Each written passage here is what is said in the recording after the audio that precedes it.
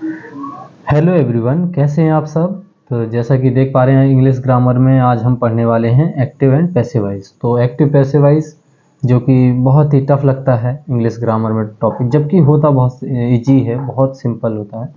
आप बस इसको तरीके से सीखिएगा। और भी हमने इंग्लिश ग्रामर में बहुत सारी टेंस की सीरीज में बहुत सारे यूजेज ऑफ पढ़ा दिए हैं। तो आज हम एक्टिव पैसिव के बारे में जानने वाले हैं। तो अगर आपने उन्हें नहीं देखा टेंस पहले, इनसे पहले आपको टेंस सीखना बहुत ज़रूरी है। तो आप पहले अगर टेंस नहीं देखे आपने वो वीडियो, प्रेजेंट से लगा के फ्यूचर तक और मॉडल वर्ब बहुत सारी यूज हमने बताए हैं, तो आप उनको ज़रूर देखिएगा एक बार। फिर उसके बाद इन्हें देखिएगा, बहुत अच्छे से समझ में आएंगे और बहुत ईजी लगेंगे। ये सब एकदम ईजी तरीके से समझ में आ जाएंगे। तो देखते हैं। तो एक्टिव पैसिव वॉइस ये होते क्या हैं। तो पहले तो ये देखें, हम एक्टिव वॉइस में कर्ता, जैसा कि आप देख रहे हैं, कर्ता स्वयं कार्य करता है। यानी कि जो भी अभी तक हमने ये सेंटेंस पढ़े हैं, जितने भी हम टेंस पढ़ रहे थे, यूजेस पढ़ रहे थे, ये सभी हम एक्टिव वॉइस में पढ़ रहे थे। किस में? एक्टिव वॉइस में। और पैसिव वॉइस में यह प्रकट किया जाता है कि यह कार्य मतलब किसके द्वारा करवाया गया है, किसी के द्वारा करवाया गया है। यानी कि इसमें कर्म प्रधान होता है, किसी के द्वारा करवाया गया है। तो ये हमारा पैसिव वॉइस दिखाता। तो अब हम पैसिव वॉइस को सीखेंगे। अभी तक हमने सभी सेंटेंस हमने एक्टिव वॉइस में बनाए थे, अब इनको पैसिव वॉइस में सीखते हैं। तो इनको जनरल रूल जान लें पहले, सामान्य नियम कैसे हैं। तो इनके बारे में जाने तो सब्जेक्ट को ऑब्जेक्ट और ऑब्जेक्ट को सब्जेक्ट बना दिया था सबसे पहले। तो ये चीज़ की, और एक चीज़ और कि पैसिव वॉइस कभी हमेशा ट्रांजिटिव वर्ब यानी कि जिसमें ऑब्जेक्ट होता है, जो वर्ब अपने साथ ऑब्जेक्ट लेके चलती हैं, उन्हीं की हम पैसिव वॉइस बना सकते हैं। और इंट्रांजिटिव वर्ब की पैसिव वॉइस नहीं बना सकती, क्योंकि उनमें ऑब्जेक्ट ही नहीं होगा, तो उनको पैसिव वॉइस में नहीं बदला जा सकता है। तो पैसिव वॉइस के लिए हमें क्या होना जरूरी है सेंटेंस में? ऑब्जेक्ट। ठीक है, तो ऑब्जेक्ट होना जरूरी है। तब हम ऑब्जेक्ट को सब्जेक्ट और सब्जेक्ट को सब्जेक्ट बना देते हैं और सब्जेक्ट को ऑब्जेक्ट बना देते हैं। ठीक है। और अगला रूल लिखा हमने कि पैसिव वॉइस में हमेशा मेन वर्ब की थर्ड फॉर्म का यूज करते हैं सभी प्रकार के पैसिव में। यानी कि हम इम्पेरेटिव का पैसिव अलग सीखेंगे, तो उसमें भी मेन वर्ब की थर्ड फॉर्म का ही यूज होगा। अभी ये टेंस प्रेजेंट से लगा के फ्यूचर तक के सीखेंगे, तो उसमें सभी प्रकार के, चाहे वो कंटिन्यूस हो, परफेक्ट हो, इंडेफिनिट, मतलब इंडेफिनिट को कंटिन्यूस में, अभी टेंस चेंज बताएंगे किस तरह से टेंस चेंज करना है। तो सब में हम मेन वर्ब की थर्ड फॉर्म का यूज करते हैं। इतना तो आप बिल्कुल ध्यान रख लें कि पैसिव वॉइस बना रहे हैं यानी कि मेन वर्ब की थर्ड फॉर्म का यूज होना है, बस इसके अलावा कुछ नहीं। बस तो पैसिव वॉइस में मेन वर्ब की हमेशा थर्ड फॉर्म, जैसे हम पास्ट पार्टिसिपल भी, हमने पार्टिसिपल भी पढ़े हैं, तो उसमें भी पास्ट पार्टिसिपल यानी कि मेन वर्ब की थर्ड फॉर्म का हमेशा यूज करते हैं सभी प्रकार के पैसिव में। और सब्जेक्ट को हम ऑब्जेक्ट बनाते हैं और प्रीपोजिशन बाई उसके पहले लगाते हैं। ठीक है, यानी कि बाई से जोड़ देते हैं। जैसे कि ये दो हमने एग्जाम्पल लेके रखे, दो क्या, एक ही पैसिव में बदला है इसको। मोहन राइट से लेटर, तो आप टेंस पहचान आना चाहिए कौन सा टेंस है। तो मोहन राइट से लेटर यानी कि मोहन एक पत्र लिखता है, प्रेजेंट इंडेफिनिट ऐसे ही एस लगा होता है, तो मेन वर्ब में क्या होता है? Present indefinite, simple present. तो इसको हम बदलेंगे तो कैसे? इसमें ऑब्जेक्ट क्या है? अच्छा, ऑब्जेक्ट पहचानना आपको आना चाहिए। मेन वर्ब से क्या या किसको का प्रश्न करेंगे हम। क्या लिखता है? एक पत्र। राइट मीन्स क्या राइट कर रहा है? एक लेटर। तो ये हमारा ऑब्जेक्ट मिल गया। क्या या किसको का प्रश्न करने से हमें ऑब्जेक्ट मिल जाता है, बस इतना ध्यान रखेंगे। तो ये बहुत ईजी ट्रिक है, मतलब हम वर्ब से क्या या किसको का प्रश्न करें तो हमें ऑब्जेक्ट मिल जाता है। तो क्या लिखा? एक पत्र। तो एक क्या का जवाब क्या मिला हमें? एक पत्र। तो हम वर्ब से क्वेश्चन करेंगे और मेन वर्ब से। ठीक है, तो ए लेटर, ये हमने ऑब्जेक्ट को सब्जेक्ट बना दिया। फिर उसके बाद हेल्पिंग वर्ब्स में कौन सी लगाएंगे, ये अभी टेंस चेंज में पढ़ेंगे। तो इज रिटन मेन वर्ब की थर्ड फॉर्म लगानी है, जैसा कि बताया है। हेल्पिंग वर्ब रूल वही है, सब्जेक्ट वर्ब ऑब्जेक्ट। तो सब्जेक्ट हमारा ये बन जाता, ऑब्जेक्ट को हम सब्जेक्ट बना देते हैं, सब्जेक्ट को ऑब्जेक्ट, फिर हेल्पिंग वर्ब, फिर मेन वर्ब की थर्ड फॉर्म आनी ही आनी है। फिर उसके बाद जो है उसको बाई प्लस ऑब्जेक्ट बना देते। तो कोई भी नाउन हो, नाउन का सब्जेक्ट भी वही रहता, ऑब्जेक्ट भी। तो मोहन का ऑब्जेक्ट क्या होगा? मोहन ही होगा, बाई मोहन। ठीक है, ऑब्जेक्ट हमें ध्यान रखने हैं इनके, सॉरी प्रोनाउन के। तो प्रोनाउन के ऑब्जेक्ट हम चेंज करते हैं, वो भी पर्सनल प्रोनाउन के। वो किस तरह से, वो अब हम इसमें चर्चा करेंगे। पैसिव वॉइस बस 2 स्टेप आपको पता करने हैं, एक सब्जेक्ट का ऑब्जेक्ट कैसे और एक टेंस चेंज कैसे। बस 2 स्टेप में आप पूरे पैसिव वॉइस समझ जाएंगे, इसमें कोई भी आपको प्रॉब्लम नहीं होगी। बस ध्यान से इनको समझिएगा, आगे आपको कोई भी दिक्कत नहीं होगी। तो ये जनरल रूल जान लिया हमने, सब्जेक्ट को ऑब्जेक्ट, ऑब्जेक्ट को सब्जेक्ट। और पैसिव वॉइस में मैनर के हमेशा थर्ड फॉर्म का यूज करते हैं, और प्रीपोजिशन सामान्यतः हर जगह नहीं बाई का यूज करते हैं, हर वर्ब के साथ नहीं आता। कुछ वर्ब हैं स्पेशली जिनके साथ और भी प्रीपोजिशन का यूज होता है, तो सामान्यतः हम बाई का यूज करते हैं। बाकी और जो एक्सेप्शंस हैं उनको हम बाद में एक एक करके चर्चा करेंगे। पहले जनरल रूल, ठीक है। तो पैसिव वॉइस के लिए क्या, सबसे पहले हमें सब्जेक्ट को ऑब्जेक्ट और ये टेंस। तो पहले हम सीखते हैं सब्जेक्ट को ऑब्जेक्ट, मतलब कि प्रोनाउन का हम बस ध्यान देना है कि प्रोनाउन को हम सब्जेक्ट का ऑब्जेक्ट कैसे बनाते हैं, ऑब्जेक्ट का सब्जेक्ट। बस बाकी तो सब नाउन का तो वही है, नाम है तो नाम का सब्जेक्ट भी वही, मोहन भी वही सब्जेक्ट, ऑब्जेक्ट भी वही, मोहन का मोहन हो गया। तो इसमें ध्यान देना। तो सबसे पहले जैसे हम फर्स्ट पर्सन अपने प्रोनाउन हमने डाला है पार्ट ऑफ स्पीच में, अगर नहीं देखा तो आप वो भी देख सकते हैं। जिनकी भी इंग्लिश ग्रामर, बेसिक इंग्लिश कमज़ोर है, तो आप सारे इंग्लिश ग्रामर की वीडियोज हमने डाल रखे हैं, प्लेलिस्ट भी बना रखी है, तो आप उनको सबको एक एक करके चेक कर सकते हैं और देख सकते हैं, ठीक है। तो इसमें हम प्रोनाउन के बारे में चर्चा करें तो कैसे चेंज होते हैं। तो जैसे कि आई है, तो आई किस में चेंज होगा, हमारा मी में, यानी कि सब्जेक्ट हमेशा आई होगा तो उसका ऑब्जेक्ट क्या होगा, मी। और अगर मी ऑब्जेक्ट है तो इसका सब्जेक्ट क्या बनाएंगे हम, आई। यानी कि ये हमेशा सब्जेक्ट प्लेस पे आता है और ये हमेशा ऑब्जेक्ट प्लेस पे आती है, ठीक है। तो अगर ये हमारा ऑब्जेक्ट है तो हमारा सब्जेक्ट क्या बनेगा, आई। और अगर आई सब्जेक्ट है तो इसका हमें ऑब्जेक्ट भी बनाना पड़ेगा, कर्ता को कर्म भी बनाना है, तो आई का ऑब्जेक्ट क्या बनेगा, मी, बस। और वी, जैसे वी, तो वी का हमारा ऑब्जेक्ट क्या होता, अस, यस अस, ठीक है। और इसका सब्जेक्ट बनाएंगे तो क्या बनेगा, वी। यानी कि ये हमेशा, जो इस तरफ लिख रहे हैं ये हमेशा सब्जेक्ट पे प्लेस पे आएंगे, और ये इस तरफ लिख रहे हैं ये हमेशा ऑब्जेक्ट प्लेस पे आएंगे। तो और जैसे हम देखें कि दे, अब थर्ड पर्सन में आ गए, चलो कोई बात नहीं, दे, तो दे का हमेशा ऑब्जेक्ट बनेगा देम, ठीक है। और इसका सब्जेक्ट क्या होगा, दे। ये हमेशा ऑब्जेक्ट प्लेस पे आते हैं, ये कभी सब्जेक्ट नहीं होते, ठीक है, बस। और अगला है हमारा जैसे कि ही, तो ही का क्या बनेगा, हिम, ऑब्जेक्ट, इसका सब्जेक्ट ही, ठीक है। और सी, सी का हमारा सब्जेक्ट, वो सॉरी ऑब्जेक्ट हर, और हर का सब्जेक्ट क्या बनेगा, सी। और जैसे कि कहें इट का, तो इट ही होता है, इट है जैसे, तो इट का इट ही रहेगा, ठीक है, ऑब्जेक्ट और सब्जेक्ट भी। और जैसे कि रह गया हमारा यू, तो यू का भी हमारा यू ही रहेगा ऑब्जेक्ट, और सब्जेक्ट भी हमारा यू। बस ध्यान देने की ज़रूरत है इनमें, आई का ऑब्जेक्ट मी, ये हमेशा ऑब्जेक्ट प्लेस पे आते हैं, ये हमेशा सब्जेक्ट प्लेस पे आते हैं। तो ये अगर ये हैं तो मी है तो इसका सब्जेक्ट क्या बनेगा, आई। अस है तो उसका सब्जेक्ट क्या बनेगा, वी। देम है तो देम का सब्जेक्ट क्या बनेगा, दे। और हिम का सब्जेक्ट ही, और हर का सब्जेक्ट सी, इट का इट, यू का यू।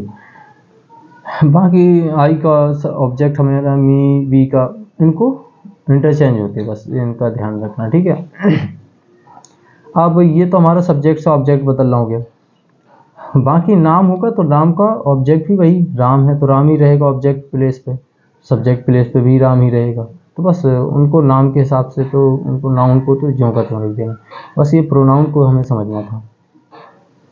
और जैसे कि ये है टेंस, अब बताएं तो एक्टिव में अगर हमारा इंडेफिनिट है तो पैसिव में, देखो टेंस चेंज नहीं होता इसमें। टेंस यानी कि प्रेजेंट है तो प्रेजेंट ही रहेगा, कहने का मतलब ऐसा नहीं कि प्रेजेंट का पास्ट हो जाए, पास्ट का फ्यूचर, ऐसा। टेंस प्रेजेंट है तो प्रेजेंट ही रहेगा, बशर्ते क्या है कि इंडेफिनिट है तो कंटिन्यूस में चेंज होगा, अगर कंटिन्यूस है तो कंटिन्यूस में ही रहेगा, अगर परफेक्ट है तो परफेक्ट कंटिन्यूस में चेंज होगा। तो एक एक करके समझते हैं। जैसे इंडेफिनिट हमने लिख रखा है, तो इंडेफिनिट है कंटिन्यूस में, चाहे जो इंडेफिनिट हो, चाहे प्रेजेंट इंडेफिनिट हो या पास्ट इंडेफिनिट हो या फ्यूचर इंडेफिनिट। और एक चीज़ और इसमें बता दें कि पैसिव वॉइस हमारी 4 सेंटेंसों की नहीं बनती। अच्छा, 3 टेंस की हमारी पैसिव वॉइस नहीं बनती है। कौन सा, ये तीनों तो परफेक्ट कंटिन्यूअस, तीनों तो परफेक्ट कंटिन्यूअस हैं, तीनों परफेक्ट कंटिन्यूअस, तीनों परफेक्ट कंटिन्यूअस, ठीक है। परफेक्ट कंटिन्यूअस यानी कि present perfect continuous, future perfect continuous, perfect continuous, perfect continuous, present perfect continuous, past perfect continuous, future perfect continuous. और चौथा है हमारा फ्यूचर कंटिन्यूअस, उसकी पैसिव वॉइस नहीं बनती। ये 4 सेंटेंस हैं जिनकी हम पैसिव वॉइस नहीं बनाते, ठीक है। और बाकी ये जो टोटल 12 हैं प्रेजेंट से लेके फ्यूचर तक, तो 12 में ये 4 निकल गए हमारे, तीनों परफेक्ट कंटिन्यूअस और चौथा हमारा क्या है, फ्यूचर कंटिन्यूअस। बाकी सबकी हम पैसिव वॉइस बनाते हैं। जैसे इंडेफिनिट है, तो इंडेफिनिट की हमारी पैसिव वॉइस बनाएंगे तो हम किस में, कंटिन्यूअस में चेंज होगा वो। तो कैसा, चाहे प्रेजेंट इंडेफिनिट हो, चाहे पास्ट इंडेफिनिट हो, चाहे फ्यूचर इंडेफिनिट हो। प्रेजेंट इंडेफिनिट, अब अच्छा इनमें हेल्पिंग वर्ब से पहचानते हैं, या तो हेल्पिंग वर्ब से टेंस कैसे पहचानते हैं, या तो हेल्पिंग वर्ब से, अगर हेल्पिंग वर्ब जैसे 2 सेंटेंस होते हैं, ये सिंपल प्रेजेंट और सिंपल पास्ट, यानी प्रेजेंट इंडेफिनिट, पास्ट इंडेफिनिट, इनमें हेल्पिंग वर्ब सिंपल सेंटेंस में नहीं आती है, तो उनको कैसे पहचानते, फिर मैन वर्ब में, मैन वर्ब से। अगर मैन वर्ब की सेकंड फॉर्म है तो पास्ट इंडेफिनिट, और अगर मैन वर्ब में इस तरह से एस लगा है तो वो क्या होगा हमारा, प्रेजेंट इंडेफिनिट, सिंगुलर सब्जेक्ट के साथ आता है ये। बाकी सभी में हेल्पिंग वर्ब होती है, जैसे कि फ्यूचर इंडेफिनिट में विल सेल आएगा ही आएगा। तो अब इनको, या अगर जैसे निगेटिव है तो डूड आ जाएगा, और सिंपल पास्ट में भी निगेटिव है तो डिड आएगा। तो अगर ये हेल्पिंग वर्ब आ रही है तो फिर आप इजीली पहचान ही जाएंगे, मैन वर्ब से भी इजीली पहचान पाएंगे। एस केवल सिंपल प्रेजेंट में ही लगता है और बाकी किसी में नहीं, मैन वर्ब की फर्स्ट फॉर्म। तो अगर प्लूरल हो सब्जेक्ट तो वो भी नहीं होता। तो बस अगर हेल्पिंग वर्ब गायब है तो या तो होगा सिंपल प्रेजेंट या होगा सिंपल पास्ट, यानी कि प्रेजेंट इंडेफिनिट होगा या पास्ट इंडेफिनिट होगा। अब अगर मैन वर्ब की सेकंड फॉर्म है तो पास्ट इंडेफिनिट है, अगर मैन वर्ब की फर्स्ट फॉर्म है तो समझ जाना प्रेजेंट इंडेफिनिट है। बहुत ही आसान है पहचानना। तो इसमें सिंपल प्रेजेंट में देखें तो डू डज अगर हेल्पिंग वर्ब आ जाए तो हम उसको किस में चेंज करेंगे, एज आर एम में, ठीक है, एज आर एम। अब ये हमारा जो हमने सब ऑब्जेक्ट को सब्जेक्ट बनाया है उसके हिसाब से आएगा। जैसे ए लेटर एक सिंगुलर सब्जेक्ट है तो इसके हिसाब से हेल्पिंग वर्ब आ गई हमारी एज। तो ये सिंपल प्रेजेंट था, प्रेजेंट इंडेफिनिट, तो हमने इसको पैसिव वॉइस में बदला किस में, कंटिन्यूअस में। इंडेफिनिट था प्रेजेंट इंडेफिनिट, तो प्रेजेंट कंटिन्यूअस की हेल्पिंग वर्ब लगाई हमने। मैन वर्ब की हमेशा थर्ड फॉर्म, और जो सब्जेक्ट को हमने ऑब्जेक्ट बनाया उसको बाई से जोड़ दिया, तो इस तरह से बनाते हैं। तो इसमें क्या आएगा हमारा, डू डज है तो helping verb is are am, ठीक है। या हमारा डिड है यानी कि पास्ट इंडेफिनिट है तो वो किस में चेंज होगा, वो होगा हमारा वाज या वेयर में, ठीक है, यानी कि हेल्पिंग वर्ब उसमें वाज या वेयर लगेगी। अगर विल सेल है तो उसमें क्या होगा, यानी कि फ्यूचर कंटिन्यूअस की हेल्पिंग वर्ब लगेगी विल बी और shall be, will be shall be, WILL will be और SHALL सेल बी। तो अगर यानी कि इंडेफिनिट है तो ये हमारा कंटिन्यूअस में चेंज होगा उसी टेंस का, मतलब कि प्रेजेंट इंडेफिनिट है तो प्रेजेंट कंटिन्यूअस, और प्रेजेंट पास्ट इंडेफिनिट है तो पास्ट कंटिन्यूअस, और फ्यूचर इंडेफिनिट है तो फ्यूचर कंटिन्यूअस। डू डज है तो यानी कि जा रहे हैं, डेड है तो वाज वेयर, और फ्यूचर यानी कि विल सेल है तो विल बी सेल बी। अब ये हो गया। अब हम अगर बात करें कंटिन्यूअस की, जैसे कि अब हम लिखें इसमें कंटिन्यूअस, कंटिन्यूअस में NUOUS कंटिन्यूअस। तो कंटिन्यूअस में भी हम तीनों देखें, तीसरा तो हमने बताया कि फ्यूचर कंटिन्यूअस की हमारी पैसिव वॉइस बनती नहीं है तो इसको तो छोड़ ही देंगे। ये हमारा प्रेजेंट लिख लें। प्रेजेंट में जैसे एज आर एम आ गया, क्या आ गया, एज आर एम, और यहाँ पास्ट में वाज वेयर आ गया, ठीक है। तो ये कंटिन्यूअस में कैसे चेंज होगा हमारा, कंटिन्यूअस में चेंज होगा हमारा ये एज आर एम ही रहेगा, माने कि सब्जेक्ट के हिसाब से जो ऑब्जेक्ट हमने बनाया था तो एज आर एम ही रहेगा, प्लस बीइंग लग जाएगी, ठीक है, जो भी एज आर एम लगा था वही रहेगा और प्लस बीइंग। ऐसे ही वाजवेयर में भी वाजवेयर ही रहेगा, जो भी वाज लगा या वेयर लगा वो सब्जेक्ट के हिसाब से आएगा और प्लस बीइंग। फर्स्ट। इसमें हमारा ये है कि इज आर एम है तो इज आर एम ही रहेगा, बीइंग लग जाएगा। वाज वेयर है तो वाज वेयर ही रहेगा, बीइंग लग जाएगा। और अब बात करते हैं परफेक्ट टेंस की। परफेक्ट टेंस की बात करें तो परफेक्ट टेंस में परफेक्ट टेंस में हमारे तीनों परफेक्ट लिख लें हम, जैसे कि तीनों perfect. Present perfect, present perfect में क्या आएगी हमारी हेल्पिंग वर्ब? प्रेजेंट परफेक्ट में हेल्पिंग वर्ब आएगी हमारी हैज या हैव। पास्ट परफेक्ट में हैड और फ्यूचर परफेक्ट में will have, shall have. Will have और शैल हैव।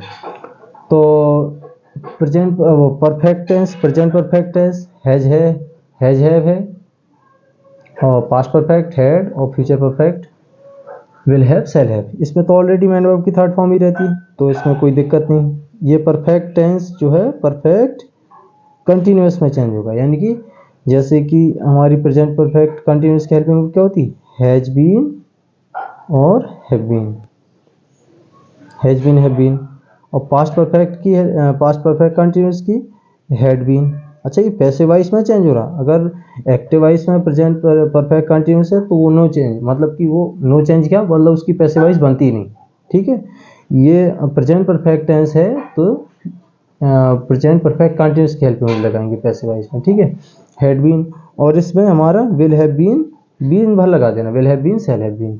ठीक है, तो ये परफेक्ट वाला चेंज। ठीक है, परफेक्ट टेंस, परफेक्ट टेंस वाला।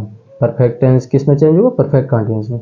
Has have, has been, has been, have been में चेंज होगा। हैड बीन में चेंज होगा।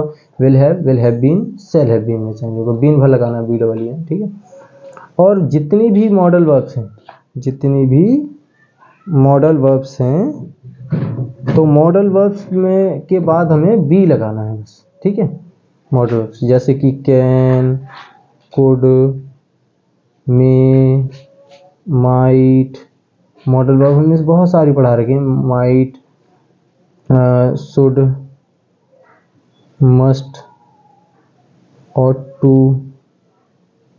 ठीक है, और ऑट टू है, नीड। तो इन सब के बाद हमारा बस कैन है तो कैन भी हो जाएगा, कुड है तो कुड भी हो जाएगा, मस्ट है तो मस्ट भी हो जाएगा, शुड है तो शुड भी हो जाएगा।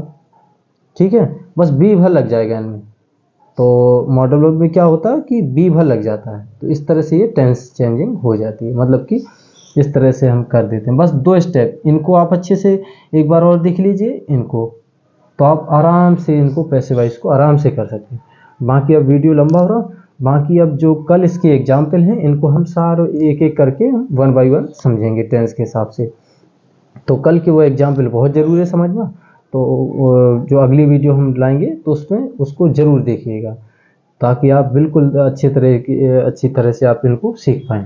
और एक बार सीखेंगे तो कभी नहीं भूलेंगे, तो थोड़ा सा आप अंदाज़ा इससे लगा ही सकते हैं। तो बाकी वीडियो पसंद आए तो लाइक, शेयर और सब्सक्राइब चैनल को ज़रूर करिएगा, और वीडियो को ज़्यादा से ज़्यादा शेयर करिएगा, ताकि और भी बच्चे इस तरह से सीख पाएँ। तो थैंक्स फॉर वॉचिंग।